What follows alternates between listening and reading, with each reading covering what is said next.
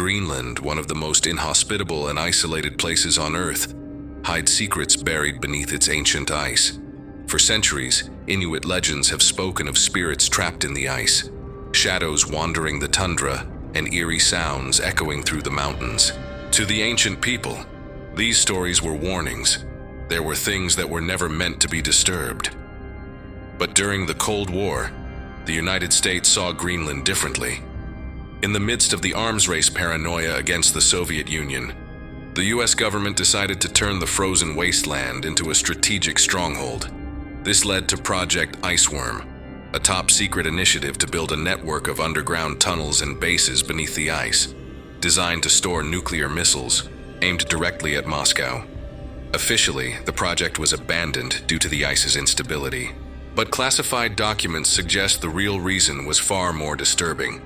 During the drilling, military teams uncovered something that wasn't supposed to be there, something that defied the laws of science and human understanding.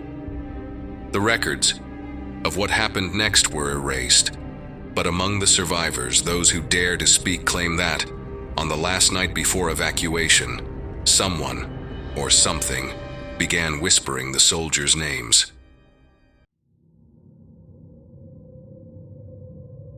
Most people have never heard of Project Iceworm. Officially, it was a military plan to build underground tunnels beneath Greenland's ice, a hidden storage site for US nuclear missiles, far from Soviet eyes. But like most things during the Cold War, the official story was just a smokescreen. My name is William Carter, Major in US military intelligence. In 1968, I received an urgent summons to lead a top-secret mission at one of Iceworm's installations. Nothing in my record suggested I should be there. I had done field work in Vietnam, covert operations in the Soviet Union, but the Arctic, it didn't make sense. The only thing they told me was that an electromagnetic anomaly had been detected at Echo 7 Station, one of the underground bases that was never officially completed. Satellites had picked up unexplained energy pulses, and the Pentagon wanted answers, before the Soviets noticed. My first instinct was to suspect espionage. Maybe the Russians had planted some kind of covert device there. But the way my superiors spoke, avoiding eye contact, answering in vague half-sentences, set off alarms in my head. 2 weeks later, I landed at the Greenland forward base. The moment I stepped off the military transport plane, the Arctic cold cut through my clothes like a knife. A group of soldiers was waiting on the makeshift airstrip, rigid postures, sunken eyes. They looked more terrified than battle-ready. Inside, I was met by Dr. Richard Langley, a renowned physicist. He seemed eager to see me, but not with the usual cold, detached demeanor of a scientist used to dealing with the military. He shook my hand firmly and got straight to the point. "Major, this isn't Soviet technology, and it's not ours either." He led me to the monitoring room where the screens flickered with constant interference. Langley pointed to a graph showing a rising series of pulses. "It's coming from underground, and it's getting stronger. We don't know why." I let out a dry laugh. Unknown technology, unexplained signals, nervous scientists. If this wasn't a Russian operation, then something much worse was happening. Back at the military barracks, I noticed the soldiers avoided eye contact. They whispered among themselves. One mentioned voices on the radio that weren't supposed to be there. Another spoke of shadows inside the ice.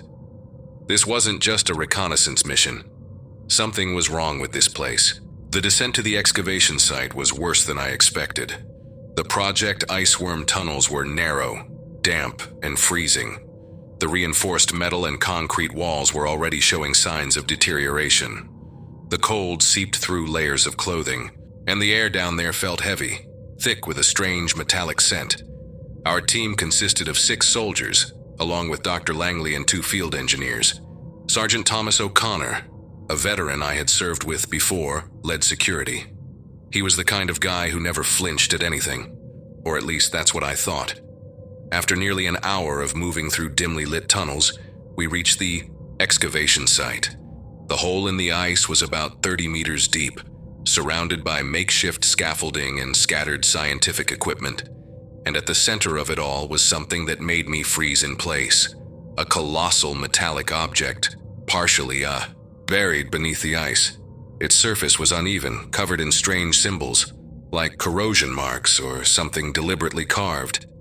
The glow from our flashlights reflected a faint blue shimmer off the material, which seemed to pulse slightly, like it was alive. As we moved closer, our radios crackled with static. One of the engineers smacked his equipment, thinking it was interference, but then we heard it. Whispers, faint, distant, indistinct, like murmurs rising from the depths of an abyss. "What the hell is this?" O'Connor growled, yanking off his glove to touch the object. "Don't touch it," Langley shouted, startling everyone. This can't be human. There was an urgency in his voice that unsettled me. I still wanted to believe this was all paranoia, but even I could feel it. Something was wrong. An inexplicable pressure in the air, like it had grown heavier. O'Connor suddenly stumbled backward, pressing his temples. I heard my name. His breathing was ragged. "I swear to God I heard someone call me." Langley turned to me, his face pale. "Major, this isn't an artifact. It's a transmitter, and it's trying to communicate." I wasn't sure what was worse, believing Langley was right or continuing to lie to myself. The first night after we found the object was hell. No one slept. The soldiers started complaining about strange nightmares, all describing the same thing. A thick, pulsing darkness watching them. Some swore they saw shadows moving inside the ice. At first, I ignored it.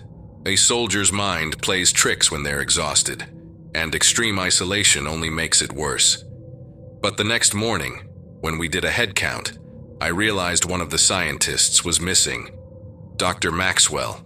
We searched the entire complex, hallways, tunnels, every possible place he could have gone. It was O'Connor who found his blood-stained clothes in the ice, neatly folded, like he had taken them off willingly. But there was no sign of him. No tracks, no body. Langley looked terrified. He insisted we abort the mission, evacuate the base, and seal off the excavation site. "You don't understand, Major," he said, his voice shaking. "This isn't just an object, it's buried here for a reason. The problem was, orders came from higher up, and the Pentagon wanted answers." As we debated our next move, I noticed O'Connor acting strangely. He kept staring into nothing, like he was listening to someone. When we spoke to him, it took him seconds to respond, as if he were somewhere else. Then, during dinner, he muttered something in a language none of us recognized. "O'Connor, what did you just say?" I asked. He blinked a few times, confused. "What? I didn't say anything." The other soldiers exchanged uneasy glances, but before anyone could press him further, the lights flickered and the emergency alarms went off. The power in the base fluctuated, monitors shut off by themselves. The temperature plunged, our breath turning to thick, freezing mist in the air. "The electromagnetic field is becoming unstable," Langley shouted, frantically adjusting the instruments. Then came a deep, rumbling sound, like something moving beneath our feet. I didn't know if it was the ice cracking, or if the object itself was waking up. The base was in chaos, flickering lights, alarms blaring. That deep rumbling sound beneath the ice. The temperature rose and dropped violently, like the entire environment was breaking apart. And then we realized O'Connor was gone. He had been with us minutes ago, but somehow he vanished without anyone noticing. A sick feeling twisted in my gut. After what happened to Maxwell, I knew this wasn't good. "He's in the tunnel," one of the soldiers said. We ran to the excavation site and found him standing in front of the object. No jacket, no gloves. Just his uniform. Like the cold didn't affect him anymore. His body trembled slightly and he was muttering something. Words that didn't sound like English. "O'Connor?" I called, stepping closer. He didn't react, just kept whispering. His breathing was uneven, but what disturbed me the most was his face. His eyes, pitch black, no pupils, no reflection. Langley stepped back immediately. "Carter, get away from him. He's not him anymore." Every instinct told me to listen to Langley, but I had served with O'Connor. Vietnam. He was one of the best men I had ever known. I couldn't just accept that something was wrong. "O'Connor, look at me. You okay, man?" "Nothing."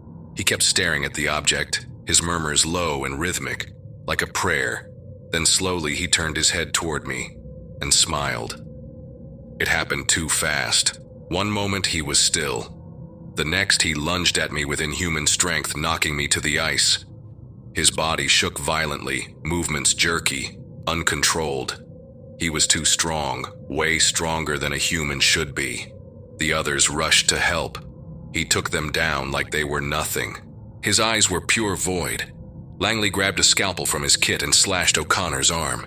He didn't even flinch, but what made my blood run cold was that he didn't bleed. The cut opened, and instead of blood, thick black liquid oozed out like tar. I broke free and pulled my pistol. I didn't want to do this, but O'Connor wasn't one of us anymore. "I'm sorry, Tom." I pulled the trigger. Gunshots echoed through the tunnel. O'Connor collapsed, but his body kept twitching. That black liquid spread across the ice, evaporating like smoke. And then, the object reacted. The symbols glowed intensely. The electromagnetic pulses became deafening. Every system in the base failed. Total darkness. For a few seconds, no one moved. The silence was absolute, broken only by our ragged breathing. Then, a new sound. Something scraping against the ice like claws on metal.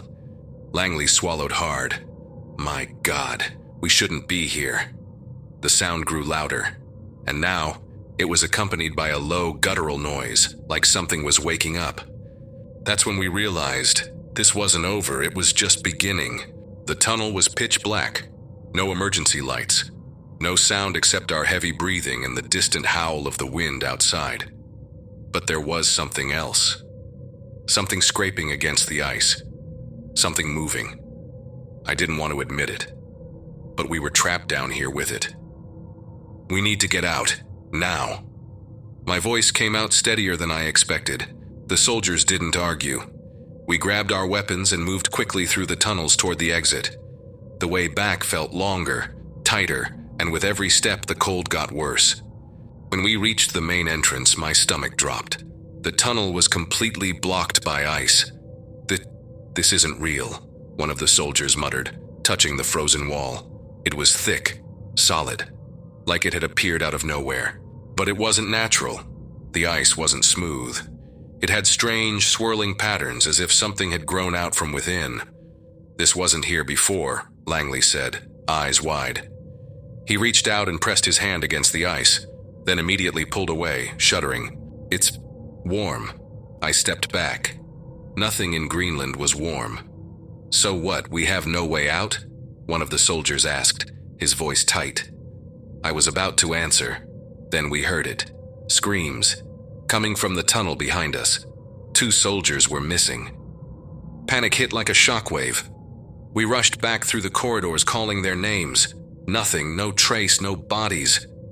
Then Langley suddenly froze in place and looked at the electromagnetic detector he was carrying. "Oh my God," he whispered. "What?" He turned the screen toward me. The pulse patterns from the object. They had changed, faster, stronger. It was reacting. "It's waking up." A cold shiver ran down my spine. And then I saw them. There, on the tunnel walls. Humanoid shadows. Moving inside the ice. They were far away, distorted. But they weren't illusions. This wasn't a trick of the flashlight beams. They were tall, thin, crawling between the layers of ice, like they were trapped or waiting. A soldier screamed. Someone's talking on the radio." I grabbed my comms unit, turning the dial to find the signal. Heavy static. Then, a voice, metallic, flat, for just a few seconds. "No one leaves. Proceed with containment protocol." It was Central Command. My fingers tightened around the radio. "What the hell do you mean, no one leaves?" Silence. Then, just static. And that's when I understood. Command already knew, from the very beginning. They sent us here to die. Langley looked like he was at his breaking point. His hands shook as he held a stack of yellowed, tattered documents, records he had dug up from the old base archives. The way he looked at me made me understand the truth before he even spoke. This has happened before. I grabbed the papers from him. Reports dated decades ago. Expeditions sent to this region long before Project Iceworm. Scientists, soldiers, explorers. None of them came back. No official explanations, just orders to seal everything up and forget. The army knew this the whole time? I asked, anger rising in my chest. Langley nodded slowly. Carter, this object wasn't put here. It's always been here. Millennia, maybe longer. I ran a hand down my face, trying to process it. Whatever this was, it was never meant to be found. The base was sealed shut. Our communication with command was cut off, and something inside the ice was growing, taking shape. We had only one choice. We need to bury this again. No one argued. Everyone knew it was the only option. We started rigging explosives throughout the tunnels. The plan was simple: destroy the base, collapse everything under the ice. That's when the object started to vibrate. The sound was deep, unnatural. It reverberated through our bones. The air thickened, and the space around us began to warp. The space, it's folding, Langley murmured, eyes locked onto the structure. I looked around. Something was wrong.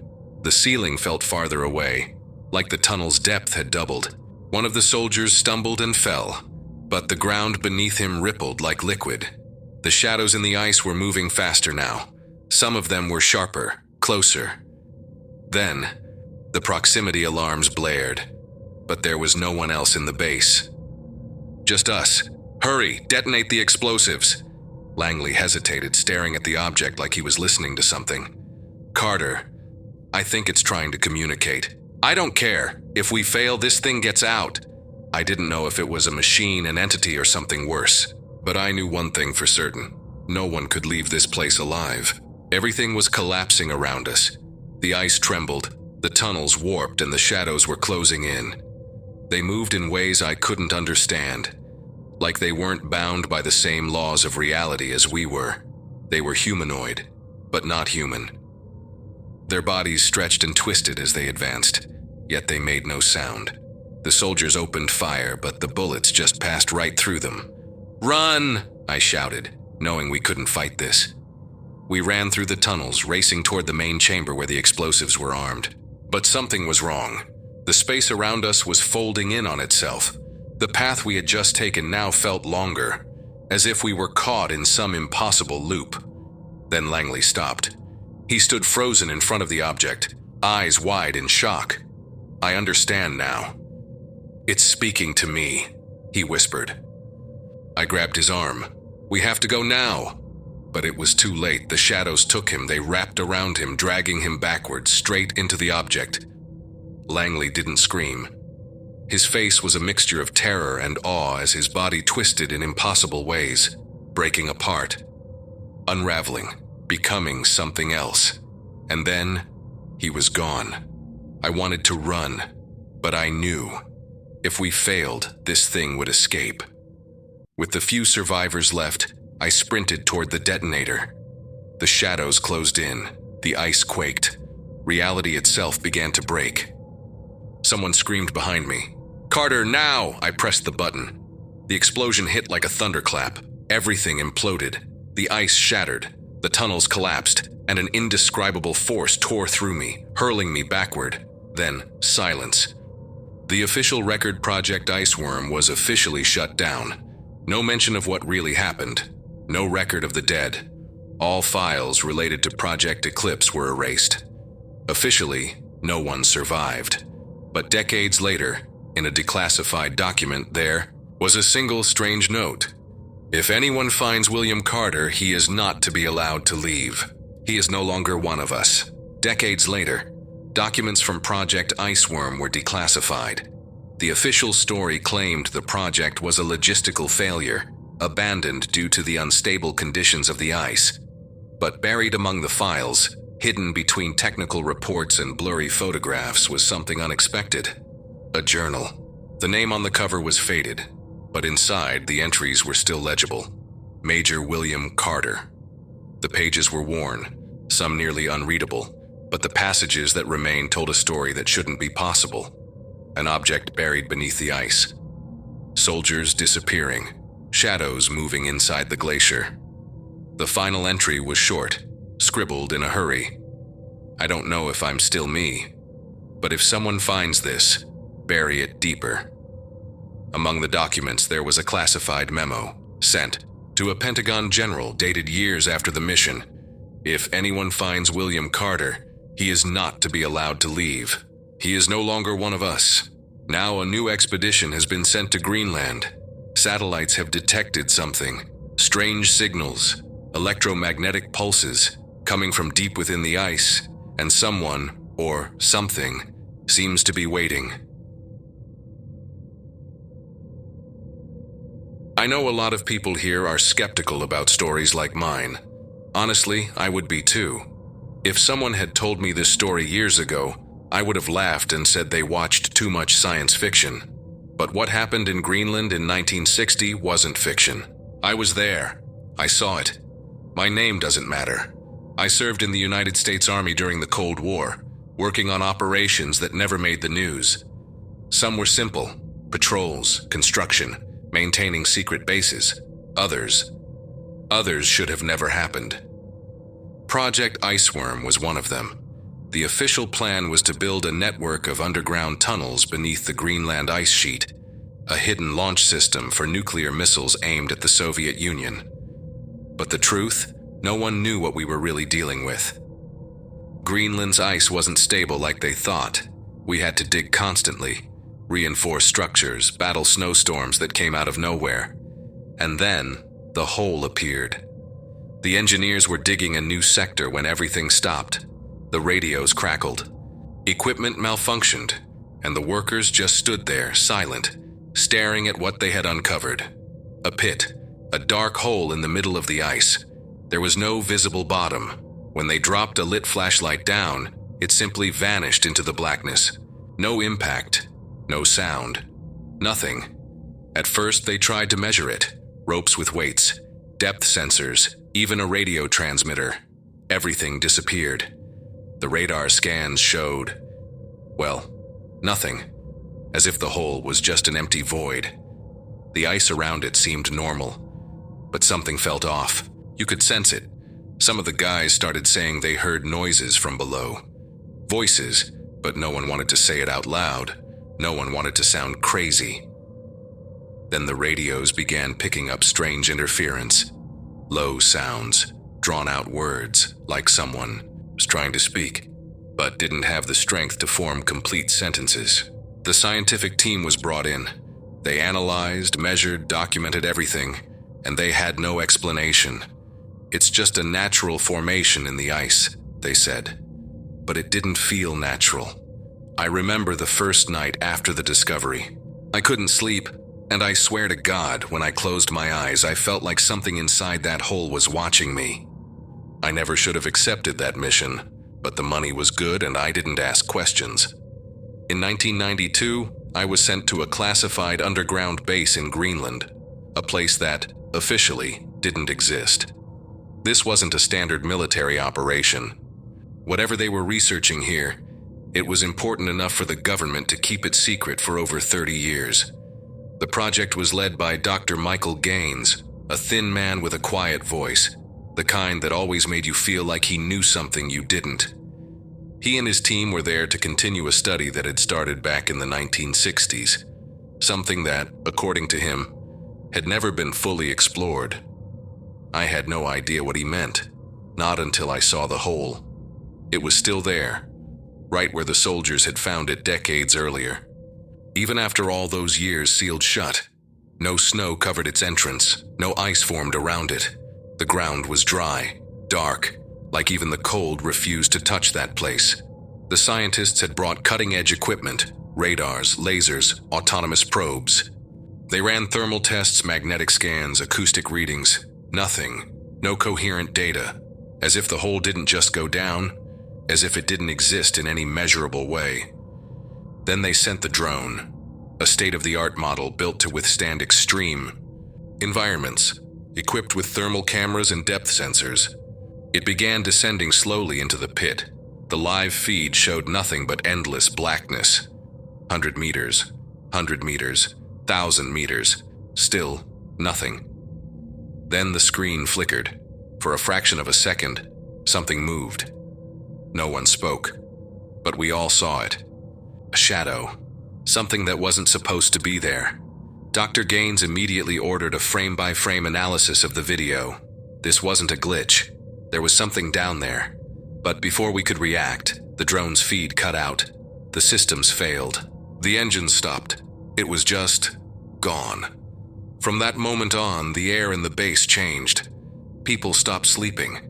There were whispers of nightmares, dark figures, hands reaching from the ice, voices calling out names no one would admit to knowing.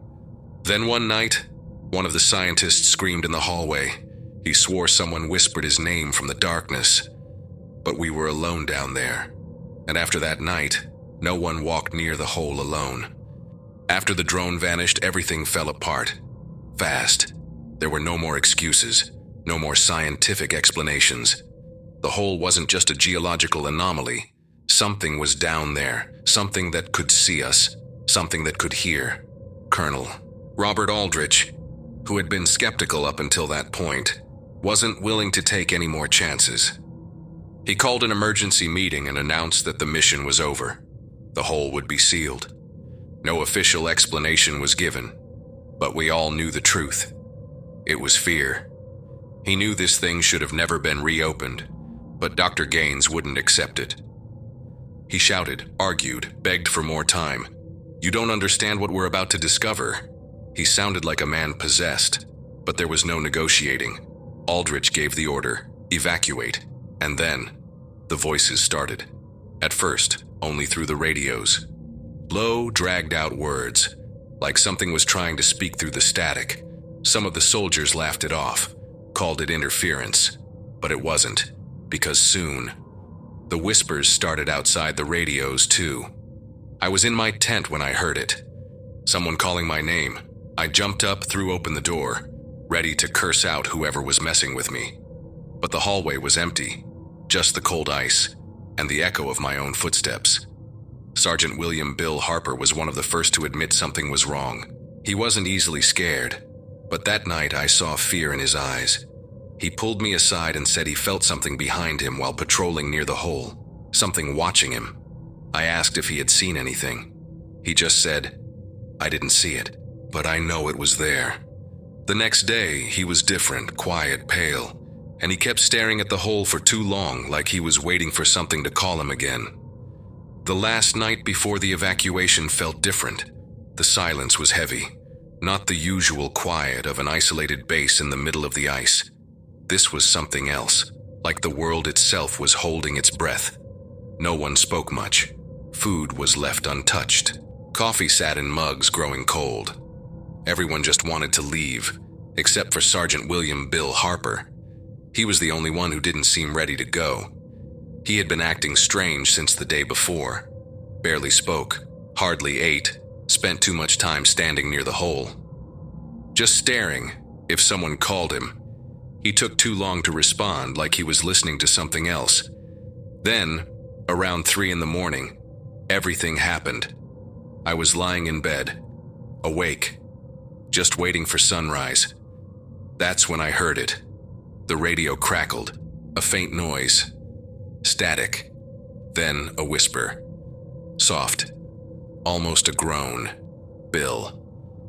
A man's voice, but not just any man. It was his brother's voice. Harper's brother had died in combat years ago. I knew that because he had told me once, on a night of drunken confessions and old wounds. He never got over it, and now, here in the middle of the night, it was his brother calling him. I jumped out of bed. When I stepped outside, I saw him, Harper, standing at the edge of the hole, holding his radio, pale as a corpse. "Harper," I called. He didn't turn around. I moved closer. His lips were moving, but no sound came out. He was answering, but I couldn't hear him. Then, I saw it. Something moved inside the hole. This wasn't my imagination. Something was down there. A shadow. A shape I can't even describe. Harper took a step forward. I ran to grab him, but before I could reach him, he took a second step and fell. He never screamed, never tried to hold on. He just vanished, like the hole had been waiting for him. We never heard his screams. We never found his body. Everything happened too fast. The base was already being evacuated. Crates were stacked, equipment was being dismantled. But no one slept that last night. Everyone just wanted to get the hell out. That's when one of the soldiers came running. Pale. Breathless, something was wrong. "It's Harper," he gasped. He's standing at the edge of the hole. My stomach dropped. I knew he had been acting strange, but I didn't expect it to go this far. We rushed outside. The wind cut through the ice, but Harper didn't seem to feel it. He stood motionless at the edge, staring down. His lips moved, but no sound came out. A whispered chant, like a prayer to something no one else could hear. Something was terribly wrong with him. His uniform was loose, his gloves barely on, like he had put everything on in a hurry, without thinking. But the worst part, his eyes. Even from a distance I could see, those weren't the eyes of a man who was still here. They were empty, too deep, like he wasn't Harper anymore. "Harper," I yelled. Nothing. I stepped closer, my heartbeat pounding in my ears. His radio lay at his feet, the static hissing softly. But beneath the noise, there was something else. Something wet, like a voice whispering from inside. The other soldiers stayed back. No one wanted to get too close. No one wanted to look inside the hole. Then Harper turned around, and for a split second it wasn't him. His face was his, but his eyes, they were wrong. Black, empty, like something else was staring through him. "Harper," I said again, my voice lower this time. "Step away, man. Let's go." He looked at me like he was trying to recognize me, like he was trapped inside himself, fighting something. Then, he smiled, a smile that didn't belong to him. "He's here," Harper whispered. "He always has been." And then, he stepped back. I lunged to grab him, but before I could reach him, he let himself fall. Vanished into the darkness, no scream, no struggle, like the hole had been waiting for him. We rushed to the edge. Nothing. No echo. No trace. It was as if the hole had swallowed him whole. Someone beside me started praying, their voice shaking, but I couldn't move because, from deep within the hole, I swear to God, I heard a voice. Laughing. No one said a word in the minutes after Harper vanished. We just stood there, waiting for a sound, a scream, anything. But there was nothing. Just that massive black hole in the ice, like an open mouth, waiting for more. It wasn't until Colonel Aldrich arrived that the paralysis broke. He didn't ask what happened, didn't demand an explanation. He just looked at the hole and gave a single order. "We're leaving. Now." The evacuation was chaos. The scientists panicked. Dr. Gaines screamed that this was a mistake, that they were on the verge of discovering something revolutionary. That we couldn't just leave, but Aldrich wasn't listening anymore. He knew if we stayed, we'd lose more men. Explosives were set around the hole before noon. It was standard protocol, something already planned in case the operation had to be shut down. But no one talked about the real reason. No one wanted to say what we all knew. Harper wasn't the first, and he wouldn't be the last. That day, I saw battle-hardened soldiers whispering prayers under their breath. Others just stared at the ground, hands shaking as they packed their gear. The detonation was deafening. The ground shook, the ice cracked, a white cloud rose into the air as the hole was buried under tons of debris. But no one felt relieved, because we all knew. That didn't mean it was closed. The transport out of the base was silent. No one spoke about what happened. Harper's disappearance was filed as an accident. Officially, he fell into a glacial crevasse during a night patrol. But there was another report, classified. I never saw it with my own eyes. But I heard the rumors. They said that in the last recorded audio before the evacuation, right before the explosives detonated, there was a sound. Faint, distant. A voice, and according to those who heard it, It was whispering the name of someone who was still alive. That night when I went to sleep, my radio crackled. I turned it off, and I never turned it back on. Years later, I thought I could forget. I moved on with my life, left the service, changed jobs, moved to another state. But I never told this story. I never wanted to know more. Until, a few months ago, I got an anonymous email. An audio file. No sender, no message, just a subject line. Greenland, 1992. My fingers froze on the keyboard. I didn't want to open it. I knew what it was, but the fear of not knowing was worse. I clicked play. It started with a faint static. I recognized it immediately. It was the sound of the drone we sent into the hole, the transmission cutting out as it vanished. For a few minutes, silence. Then, in the last few seconds, a voice. Low, slow. We hear you. And now, you hear us too. I closed the laptop and sat in the dark for a long time. Tried to forget. But then, the news started. You probably saw it. The reports about President Donald Trump's interest in recent military activity in Greenland. He claims it's for national security, to protect against northern threats. But I know the truth. And this time, the hole might not stay closed. If you made it this far, thank you so much for watching. I hope this story kept you hooked from start to finish and left you with that lingering sense of mystery. If you enjoyed it, don't forget to leave a like, subscribe to the channel, and turn on notifications so you don't miss the next stories. And let me know in the comments, do you think the government is really hiding something in Greenland? Or is that hole still there, waiting? Thanks for watching, and see you next time.